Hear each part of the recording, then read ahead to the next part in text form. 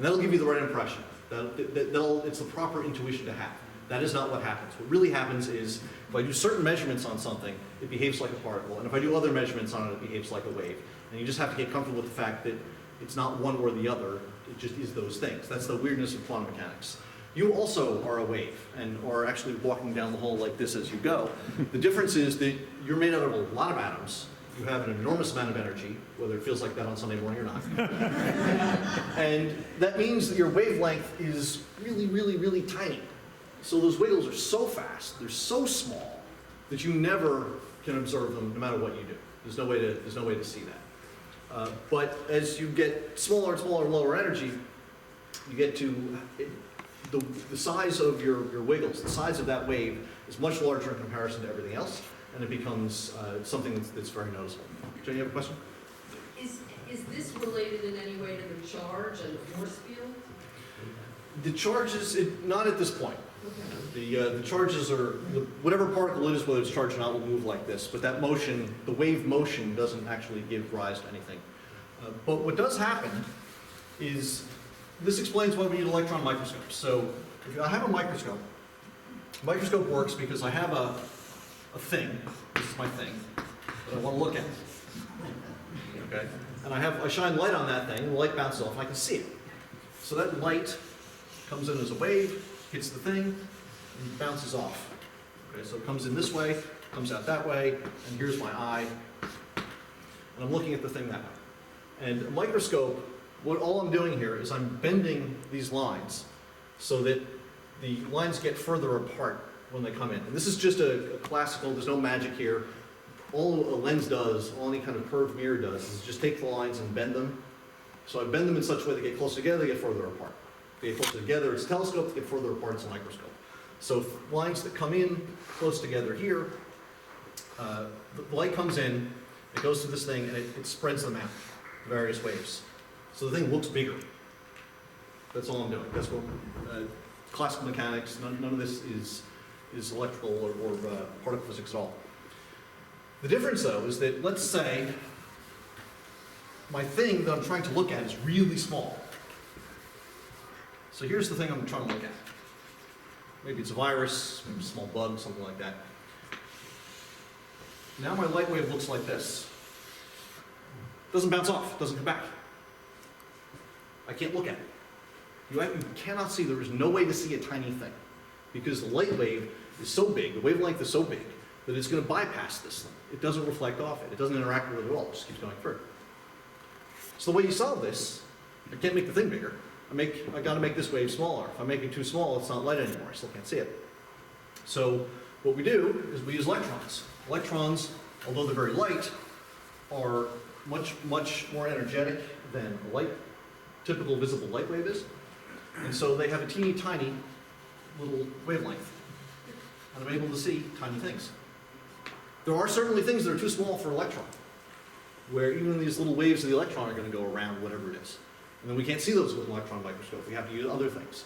There's a tunneling microscope to get into, and then there's techniques where we need to build big accelerators to do it. But that's the basic idea between wavelengths. And an electron, which is a particle, will still move in that fashion. The other piece here is that we talked a little bit about the wavelength changes based on how energetic the thing is. If we just go back to light, something that's important to understand is that light has different wavelengths, which is what we think of as color. You know, blue, red, green, all those things. What makes those things different is how big the wavelength is. Whether it's like that, whether it's closer together, whether it's really tight. If it's really tight, this is ultraviolet light. It gets redder as you go wider and wider until you get to infrared, and then it's just heat. Yeah. The color of the light is also, basically you're talking about the same thing as the energy that it has. The energy of that kind of light. And it's also the wavelength or the frequency. Wavelength and frequency I may talk about back and forth. Light always moves at the speed of light. So the wavelength is how far apart these waves are. The frequency is how quickly they go by if you're standing there and light goes past you. So if it's tighter together, you'll have a certain frequency, and as it opens up, you'll have a different frequency. But frequency and wavelength are, just think of it, anytime I say frequency, just think of wavelength. It's really the same thing. What matters then to how much energy light has is what this wavelength is. It is not how fast it's moving. Light is always moving at the same speed. It's always moving at the speed of light. We'll talk about an exception to that later when it goes through things in week 6. But until now, light is always moving at the same speed. And so it's not how fast it's going, it's not how hard the light hits you, that's how much energy it has. It's just the wavelength, just the color. That's what matters. The last thing I want to say before we get into the actual atomic physics here is that we talk about why things happen or anything that happens. Energy is almost always the reason why something happens. Energy acts like a force, like a pressure. If I have a lot of energy, I want to get rid of it. The universe is lazy. You want to get rid of the energy. Anything that gets me down to a lower energy or lets me give off some of my energy, I'm going to do as soon as I can. So most of what all of this stuff is about is I've got energy, I want to get rid of it, and how am I allowed to or how am I not allowed to based on the rules of quantum mechanics or physics or any of these other things we'll talk about. Why doesn't energy translate into increased speed? It can. It can go into speed. It can come from speed back and forth. Heat, mass, and we're talking about small enough things. Any kind of energy that you can think of as energy, is all interchangeable. And how it does that, even spinning around, determines what happens. Barbara? Going back to, I'm still sort of mentally stuck back when you were talking about momentum. Yes. And if I'm correct, you said it's always conserved. Right. But using your analogy of like a carousel, we know that if you give it a shove and it starts going around, it's going to slow down. So Right. what happens to the momentum? It slows down because of the friction that's involved. That's one advantage we have when we talk about all these particles. You don't have all this annoying friction and other real world problems you have to worry about. But it goes into the ball bearings that are holding the thing, and a lot of these analogies will break down when we start to think about the details because of the things you have to worry about in the real world because of stuff like friction. So the momentum basically is translated into other energy, and Yeah, that's we'll go into heat still ultimately. conserved. Talk a little bit about the relationship between heat and light. You said that light is. Yeah, heat is just. Why do we feel? So heat is there's two things we're thinking of when we talk about heat. What heat really is, what temperature is things moving around, just jiggling, sometimes spinning. But the motion of particles is what we experience as heat. That's what we talk about when we talk about heat. So when energy gets dissipated as heat, it's kind of the lowest form of energy. There's a hierarchy. And it's just wiggling particles. Now, when we get light that's relatively low energy light, infrared light, when you stand out in the sun and it feels warm, the light is not making you feel warm. The very low energy light, which is this infrared, very long wavelength stuff, is what's making you feel warm because you're absorbing that energy. And that energy from the sun is just making the particles in you jiggle around more. And that's how you experience it as heat. So there's no real magic in what's happening. Yep. So back to the spin idea. So what is spin quantifying something? It's spin is just it's the same as a thing of like a charge. It's just a property of something, and it's angular momentum, and that's all it is. When you're saying spin, is it not the same as spin that we think of in the regular larger mechanical world, but it's a mathematical term that is just being called spin? It's kind of in between the two. The thing is not actually spinning, but if you think that it is spinning, you'll get the right answer in all cases. Because it can be translated into something that's spinning in the physical world. Jane? So what determines the size of the wavelength? Just the energy that the thing has. Okay. So if it's a higher energy, you get a narrower wavelength. That's all there is. Yep. The other side was called the principles. What I didn't see was the uncertainty, the Heisenberg uncertainty. Right. Later? Or? We'll get to that in week 6 when we talk about quantum mechanics. He's not certain. It doesn't. It doesn't have any real impact on what we're going to talk about here. But that's part of that. The uncertainty is, I alluded to it a little bit when I talked about the particle versus wave, and you don't know where the wave is. That's the uncertainty principle. That's really all it is. Okay, so we're going to get to a little bit of atomic physics here. We have the cast of characters. There's a lot more particles in the universe. There's some more basic particles in these, but this is what we need for today. We have an electron, a proton, a photon, and a neutron. So the electron, before I drew a charge as just a minus sign. The most basic charge that we encounter all the time is an electron. It's a little particle, extremely little. You write the electron as E minus. Sometimes we draw a circle around it. A lot of the time, you just write it like that, and that's the particle floating around in space somewhere. There's very small mass, half an MeV. That's 1,000,000 electron volts.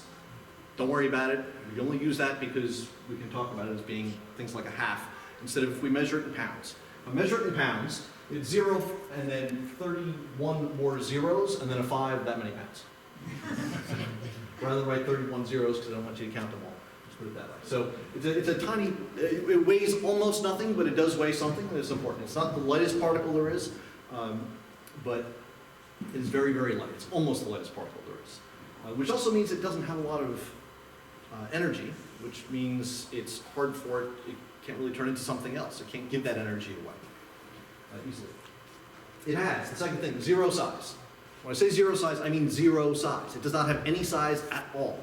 It has a place, it's here, but there's no size to it. And that's something that people have a hard time, how can something not actually have any size? Well, what do you know from an electron? If I have an electron sitting here, it's got a negative charge, so it's got that force field that comes out, and I'll feel it. So as I'm moving through, if I have another electron, I've got something with a negative charge, I feel it as I get closer. It gets stronger as you get closer, it dissipates as you're further out. So it gets stronger and stronger and stronger, it's pushing against me, but I'm pushing harder. And then I get to it, and all of a sudden, I'm at a point where it's pushing from the other side. I've gone from one side of it right through to the other side. And there's just a line here that I cross when I'm at the position of that electron. When I get to the other side of that electron, I cross that line, and all of a sudden it's on the other side. It doesn't have any size. There's just this point at which, when I step past that point, it's behind me now. Because the only thing I experience from an electron, it doesn't have it's not a physical thing. I can't touch it, I don't poke it. It's just there. It's just the sensation of that charge. All these particles are really just what they do. There's nothing there, it's just what they do. And that's how we experience it. That's what they are. Yeah. Then I'm confused, because if you're using the word mass, Yes. and then you're saying there's nothing there. It doesn't have a size. It does have a mass. The same way it has a charge. Mass, by the way, when I talk about a charge, there's lots of different kinds of charges. There's a few different kinds of charges. We talk about electric charge, so I've got plus and a minus. That's 2 different kinds of charges. Later we'll talk about color charge, where I have actually 3 different kinds of charges. And there's also gravity, which has only one kind of charge. Gravity always attracts. So you can have 1, I can have 2, I can have 3. I suppose potentially you could have 4, but we don't know of anything that does anything like that. So mass is like charge, is like spin. It's just something that is part of the intrinsic property of a particular particle. What it does not have, though, in this case, is size. The reason it doesn't have size is because it's not made of anything. It's just what it is. And the only way we know what it is, or where it is, or anything about it, is from what it does to us. And if it doesn't have size, there's nothing to penetrate. There's nothing to go in. There's no inside of it, because it's not made of anything. To have it inside, to have a size, you have to be made of something else. And this is something that is just not made of anything. So an electron microscope Yes? separates this force, not the thing. somehow. The thing is the force. It's a thing, it just doesn't have size. So it's a... How can you have no size and have mass? Because to have size, if I had size, if I have something that has, I can say, okay, it's this big, that means I could be inside it. And if I could be inside it, it has to be made of something. And at some point, you get to a particle which is not made of anything. It is what the universe is made out of. It's the intrinsic thing. There's just no inside to it. And if I can't have it inside, then I can't talk about the size of it.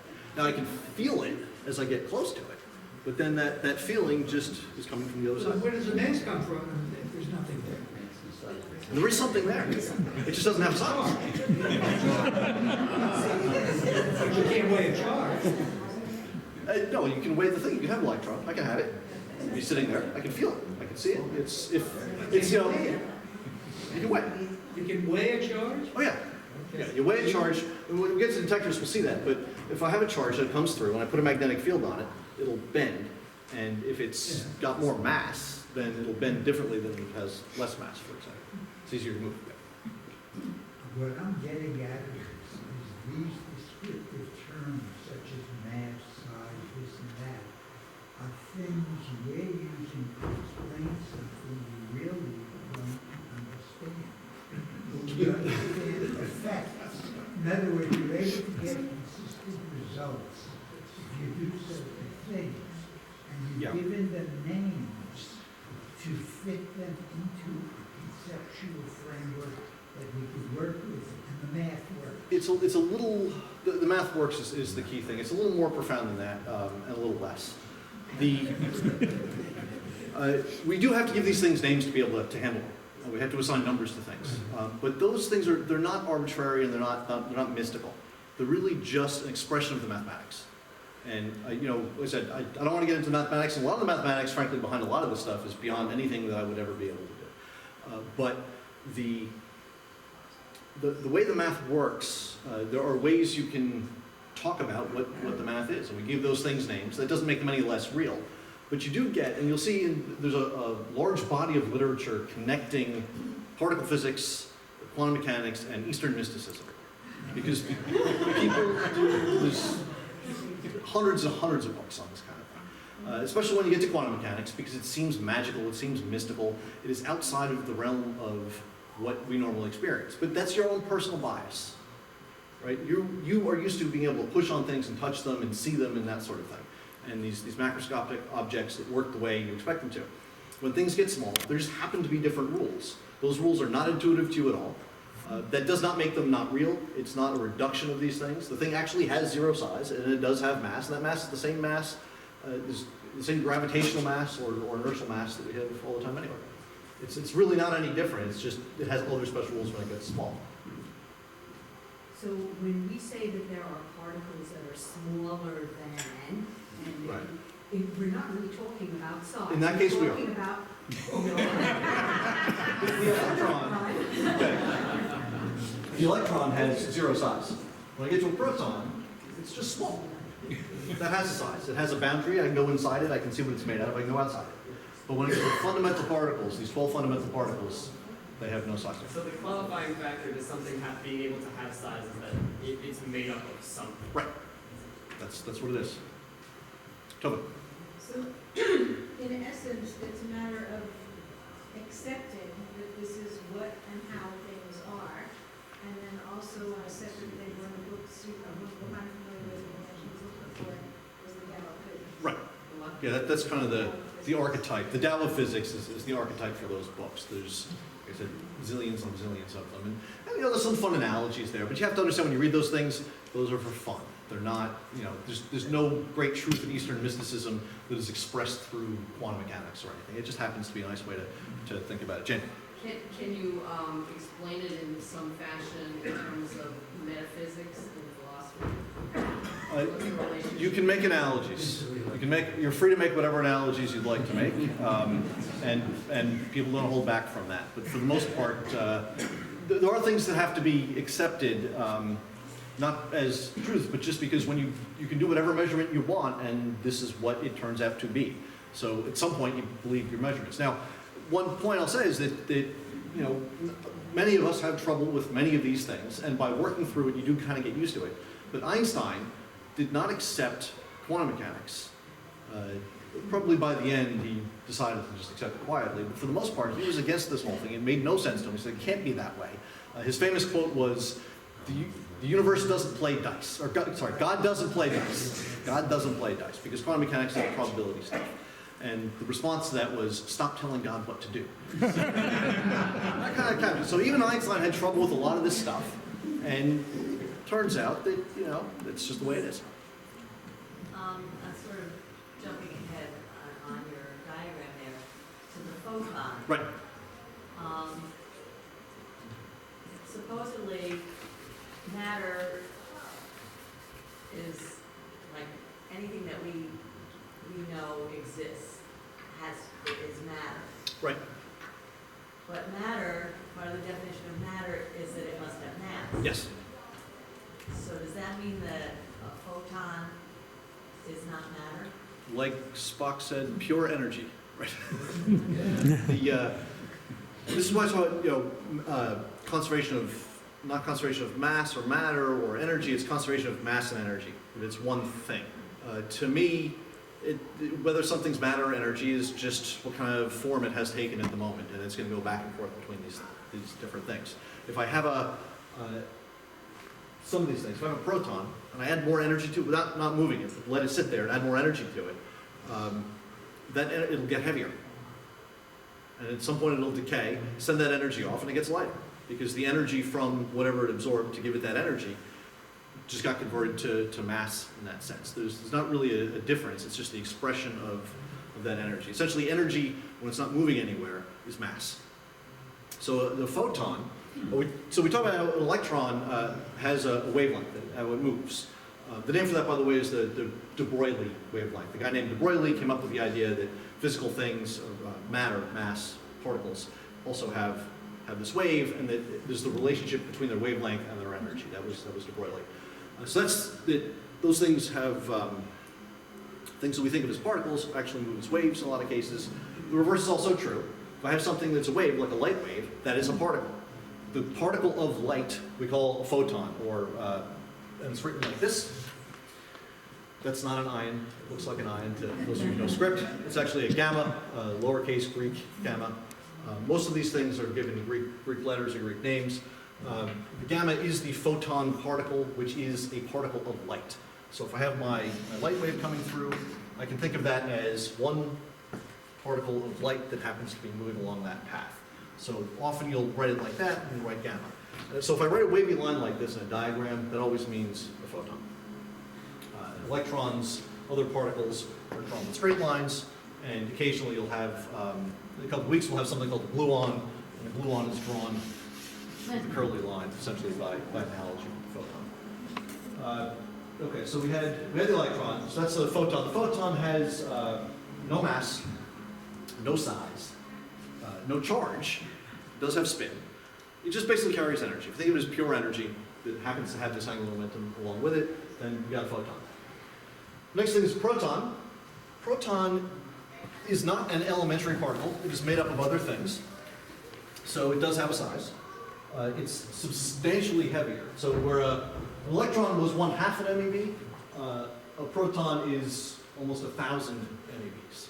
So it's 2,000 times as heavy, this is why we use MeVs, because now I can see that one's 1/2, that one's 1,000.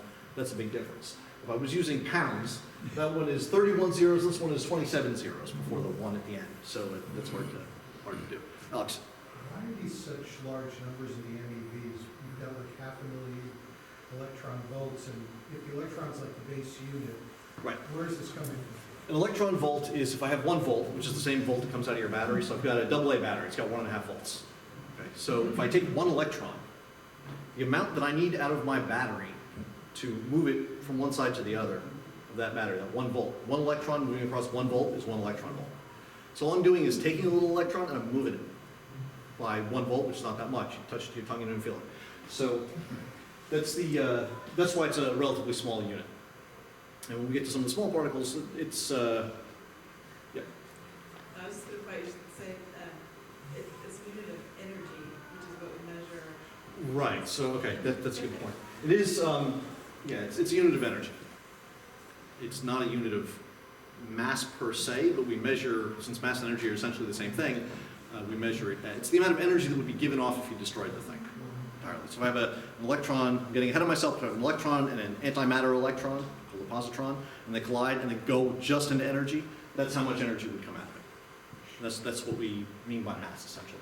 It is, though, mass. I mean, it feels gravity in the same way that any other mass would feel gravity and inertia. Okay, so proton is, it's small on the scale of these things, but it actually has things inside it. It has 3 quarks inside it. Quark, quark, quark, and then there's a bunch of glue that floats around in there. I draw it, it's not a firm boundary, but you can draw it as a boundary. You can say it has a certain size, which is when I'm inside it or outside of it. And it has these other elementary particles inside it. Now the quarks are, again, those are things with 0 size and fractional spin and fractional charge, and we'll get to those in 2 weeks.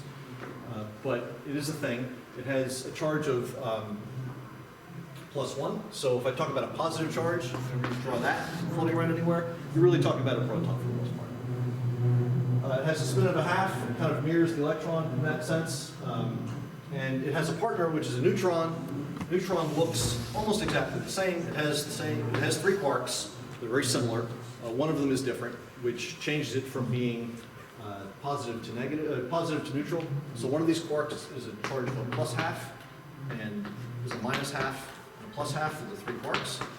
So a half and minus a half. Did I do that right? 2/3, sorry. Third and 2/3. Okay, so I have 2/3, a minus a third, and that gives me a charge of +1. In the case of the neutron, I have 2 of the minus third ones. 2 minus thirds and 1 plus 2/3. And that ends up with a charge of 0. So that's the difference between a proton and a neutron. Otherwise, they're basically the same kinds of things. Now, the neutron is slightly heavier. And one way to think of it, it's naive and it's wrong, but it's a way to think of it, is if I take an electron and a proton and I combine them together, and I take all those properties and I add them up, it looks an awful lot like a neutron would, potentially. So there's a little bit of difference that you have to account for by having some other particle that comes off. But essentially, a neutron is kind of like an electron and a proton combining in some way, which is why the neutron is slightly heavier than the proton, and it has no charge. So those are the basic characters that we're talking about. Yep. Are we sure that electrons have nothing inside them? Yes. That- Yeah. There's ways to see what's inside something, and that's what a lot of particle physics is about. And one of these Nobel Prizes we'll get to eventually, by shooting things into it and seeing if you can bounce off differently from different things that are inside it. And the other way to do it is to take it and smash them together and see if anything comes out. If you can't get anything else to come out, Is it possible that we just don't have the technology? I mean, we started with Right. presumably particles, I'm not sure what the right term is, that were larger, maybe the protons, and we kept refining and got down to electrons. Is it possible that we're just not there yet? the way that happens is because we're not at high enough energy to be able to see what's actually inside. And that is the story of some of these other things. But the relationship between the energy and that you're using to get into the thing and the behavior of the thing itself and its other properties is enough to extract the idea that there's really nothing else. It's more fundamental than that. We've gotten to the most fundamental thing. The questions then become not what's inside it or what it's made of, but what gave rise to it. Why is it there in the first place? There's a few of these things. There's an electron, a muon, and a tau. These 3 particles. They're all very similar. The other 2 are basically heavy electrons. And why are there 3 kinds? Why aren't there 4 kinds, or 2 kinds, or 6 kinds, or an infinite number of kinds? And that's where the real questions are. Barbara. On the proton, Mhm. you said there were 3 quarks inside. Right. And the overall charge on the proton is a +1. So why isn't the proton basically trying to explode? It is. Maintain. Yes, it is trying to explode. It would love to explode, but there's something called the strong nuclear force, which holds it together. It's stronger than the electromagnetic force. So the one way to see this is I had the quarks, and these are plus 2/3 charge. This one's plus 2/3 charge. This is minus 1/3 charge. So these 2 want to get away from each other. Be repelling each other. They are trying to push themselves apart from each other. But between them is something called gluons, which you can think of as glue. That's why they're named gluons. It sits between here and acts to attract these things to each other and holds them together. At small ranges like this, that strong nuclear force is much stronger than the repulsion force from electromagnetics. So the strong nuclear force is way stronger than the electromagnetic force at these ranges. Can you define a quark? A quark is a lot like an electron. There's 2, in a couple weeks we get to particle physics, we'll go into detail on this, but you have electrons, muons, and tau particles over here. These are called leptons, and they have that kind of property. On the other side, you have quarks, which are up, down, charm, strange, top, and bottom. And these things are also fundamental particles, no size, spin of either plus or minus 2/3 or 1/3, if that fractional spin. And they also have charge.